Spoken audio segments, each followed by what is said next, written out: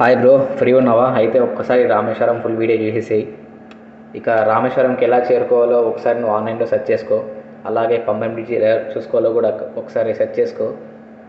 ఎలాగా రామేశ్వరం అయితే చేరుకో బ్రో. నువ్వు చేరుకున్న తర్వాత అక్కడ చూడాల్సినవి చాలా ఉన్నాయి. ఇక మెయిన్ వచ్చేసి బ్రిడ్జ్, పంబం బ్రిడ్జ్. చాలా డేంజర్ బ్రిడ్జ్ ఇది, మీకు కనిపిస్తుంది కదా, చాలా డేంజర్ బ్రిడ్జ్ అది.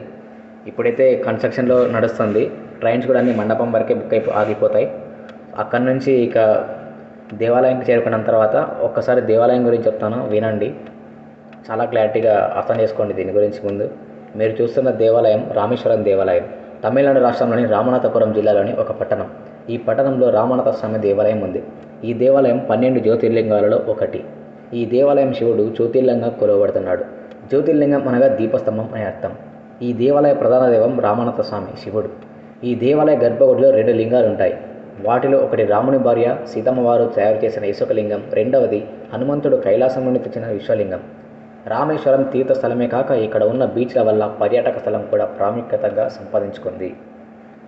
ఇక భారతీయులలో హిందువులు అనేక మంది కాశీయాత్ర రామేశ్వరం చూసిన తర్వాత కానీ పూర్తి కాదని విశ్వసిస్తున్నారు. ఇక దీని గురించి మొత్తం ఇన్ఫర్మేషన్ ఇవ్వాలంటే ఇంకా చాలా టైం పడుతుంది. సో సబ్స్క్రైబ్ మన యాత్ర. అప్కమింగ్ వీడియోస్లో కలుసుకుందాం. Thank you.